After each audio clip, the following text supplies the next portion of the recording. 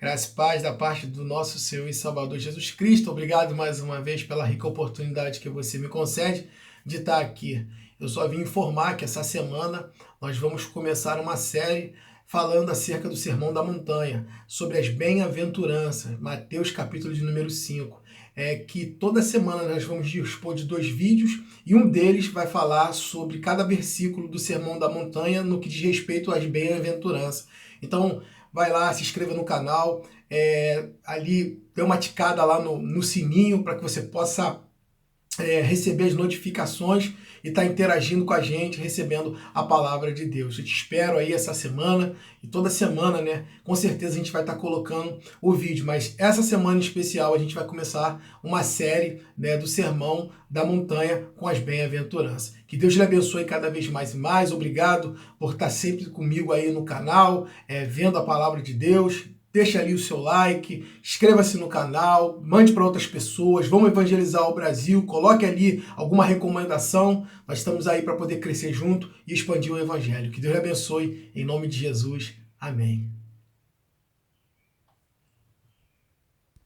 Que Deus lhe abençoe mais uma vez. Obrigado pela rica oportunidade que você me dá de poder estar aqui expressando a palavra de Deus. Glória a Deus, que Deus lhe abençoe. Um dos sermões mais famosos de Jesus foi Mateus capítulo de número 5, que fala sobre bem-aventurança. Nesse capítulo, do capítulo 5 até o 7, Jesus ele começa a falar as suas orientações, o seu desenvolvimento como um rabino, falando as aplicações da lei, né? E ele começa a ensinar, e um dos ensinamentos mais profundos de Jesus, nesse primeiro capítulo, é a bem-aventurança, que é algo surpreendente quando a gente começa a estudar as bem-aventuranças. Ou seja, que tipo de pessoas são felizes? Bem-aventurado significa feliz, afortunado, plenamente feliz. E todo mundo está em busca de uma felicidade. Então Jesus ele começa a falar e dar conceitos e dar instruções, né, para aquelas pessoas que estão ali e servem para hoje, mostrando que tipo de pessoas são felizes. E o primeiro versículo, né, aqui do capítulo 5, versículo 3, o terceiro versículo, ele fala assim: bem-aventurado ou feliz os pobres de espírito, porque deles são o reino do céu. Jesus não está falando dos pobres ali que ficava ao seu derredor. Jesus também não está fazendo nenhuma apologia às pessoas que são pobres, dizendo que esse é o padrão para uma vida espiritual. Não, até porque o texto bíblico, a Bíblia mostra que Deus, em Deuteronômio capítulo de número 8, versículo de número 18, que Deus ele deu dons a pessoas para ser rica, para administrar. Lembra José no Egito? Quando ele começou a administrar as riquezas do Egito e abençoou a todos, Deus também ele deu dons a pessoas aqui da terra, com sabedoria, para que pudesse trazer o reino de Deus aqui, através dos seus dons, dos empreendimentos, abençoando pessoas. O texto bíblico diz também em Eclesiastes, capítulo de número 10, versículo 19, que o dinheiro responde tudo. A Bíblia também diz em 1 Timóteo, capítulo 6, do 17 ao 19, recomendações para pessoas ricas, que não venham a ser orgulhosa, soberba e que não venham a confiar também no dinheiro. Lembrando também que em Lucas, capítulo de número 8, do 1 ao versículo 4, as pessoas serviam a Jesus, ou mulheres serviam a Jesus, melhor dizendo, com os seus bens. E lembrando que Jesus também tinha um tesoureiro, porque quando as coisas apertavam, no meio da administração, pobres, as dificuldades que vinham até ali a ele tirava da bolsa para abençoar. Lembra da multiplicação do pães e peixe? Ele vai na bolsa, ó, tem algum dinheiro aí? Uns falam, ó, 200 denários não daria para poder alimentar essas 5.000 pessoas. Então, ele pega aquilo ali, o que tinha, ora, e Deus multiplica. Então, o texto está dizendo que o dinheiro realmente responde tudo. E riqueza não tem nada a ver com uma vida espiritual exemplar. Então, realmente, o que o texto está dizendo? Bom, o texto está dizendo que os pobres de espírito são aqueles que reconhecem, primeiramente, a sua incapacidade de poder chegar até Deus. Os pobres de espírito são aqueles que não são orgulhosos de ver a sua pobreza espiritual de um Deus que é santo, que é poderoso, que é majestoso e que só pode se chegar a ele que quando o Criador se revela à criatura. Fora isso, jamais. Uma das coisas que nós viemos entender é que se Deus não deixa a palavra dele, estaríamos à cega. É o meio como Deus nos comunica e como nós sabemos se comunicar e chegar até Deus. Entendemos através da palavra o processo, a história da salvação. Uma coisa que nós temos que entender é que quando vemos a criação, tudo que quanto Deus fez, e entendemos o sacrifício de Jesus na cruz do Calvário, vemos quantos miseráveis pecadores somos. Quem aqui nunca pecou? Olha o que o texto bíblico diz aqui, ó, em Romanos. Leia comigo, Romanos, capítulo de número 3, versículo de número 23. Pessoas que não são pobres de espírito, o inverso disso são pessoas autossuficientes, orgulhosas, pessoas que pensam que não precisam de Deus, de Jesus, do Espírito Santo, e de alguma forma ela faz o seu próprio caminho, querendo se justificar lá na frente, ou através de seus próprios atos. Bom, primeira coisa eu tenho que entender é que Jesus ele morreu pelos meus pecados. Olha o que a Bíblia diz. Romanos, capítulo de número 3, versículo 23. Porque todos pecaram e destituídos estão da glória de Deus. Porque todos pecaram. Quem nunca mentiu? Quem nunca fez algo que deixou alguém de lado para poder se sobressair numa situação, seja pequena ou grande escala? Não estou falando aqui de prostituição, não estou falando... E mentira, então, já pecou, né? Cobiçou, invejou, né? A lista é imensa. Teve ódio, teve rancor, quis matar alguém, matou no pensamento, matou no coração. Então, tipo assim, já pecou já, então... Mas vamos lá, a Bíblia fala que é assim, ó, porque todos pecaram e destituídos estão da glória de Deus. Aí, sendo justificado gratuitamente pela graça, pela redenção que há em Cristo Jesus. Primeira coisa você tem que entender, que a salvação é de graça e que todos pecaram. Segunda coisa que eu quero mostrar para você, na luz da Bíblia, Efésios, capítulo de número 2, versículo de número 8, que diz assim, ó, porque pela graça sois salvos, por meio da fé. Isso não vem de vós, é dom de Deus. Primeiro, a salvação é de graça. O que Jesus fez na cruz do Calvário, morreu, se entregou, ressuscitou por nós, nos deu a vida, a salvação, aquilo ali é de graça. Por mim e por você, ele pagou a dívida minha de pecado. Para quê? Para que a gente pudesse chegar diante de Deus. Só existe um mediador entre Deus e o homem. Qual é esse mediador? Jesus Cristo. Está na Bíblia. Aí vamos lá, que diz assim, ó. Não vem das obras para que ninguém se glorie. Vou ler de novo. Versículo 8. Porque pela graça sois salvos, por meio da fé. Isso não vem de vós, é dom de Deus.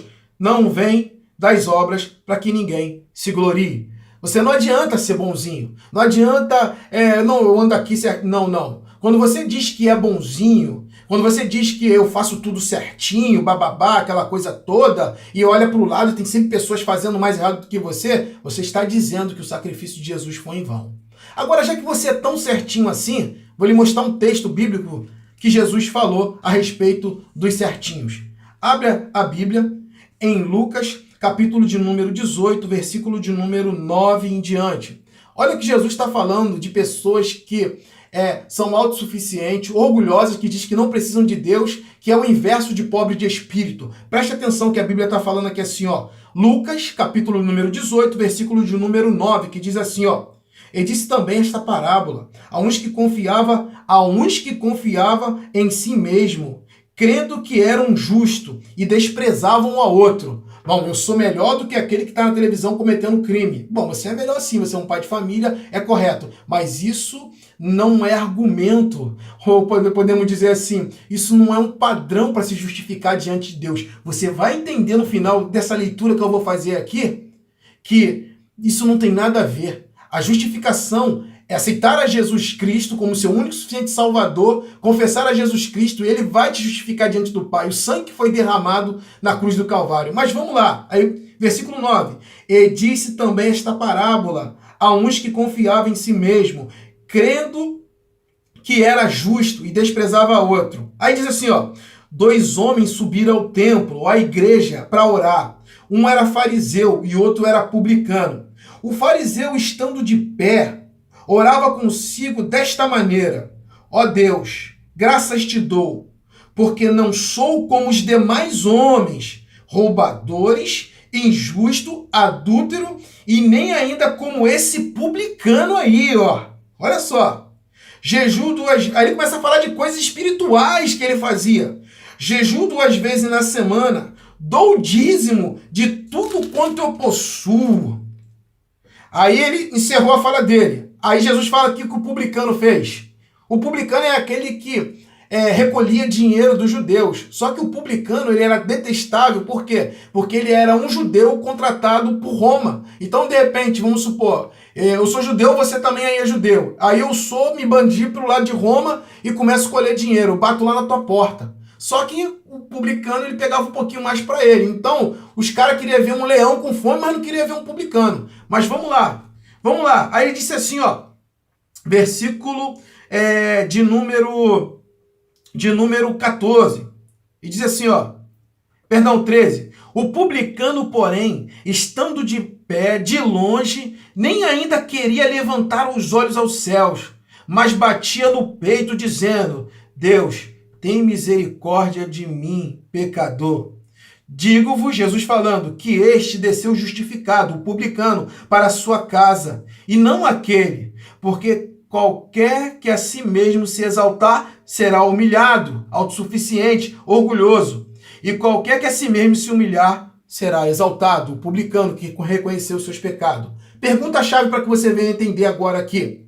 O padrão de santidade do fariseu aqui, quem era o fariseu? Era o homem mais espiritual, era a seita mais espiritual da sua época. O padrão dele de santidade era o publicano. Ele olhava para o publicano e via os defeitos. Eu não sou igual a esse daí. Eu dou dízimo, dou oferta, esse é roubador, esse é prostituto. Agora, o padrão do publicano era Deus, que ele falava assim: Senhor, eu não sou digno de estar aqui. O nosso padrão de santidade nunca é aquele que está fazendo o erro.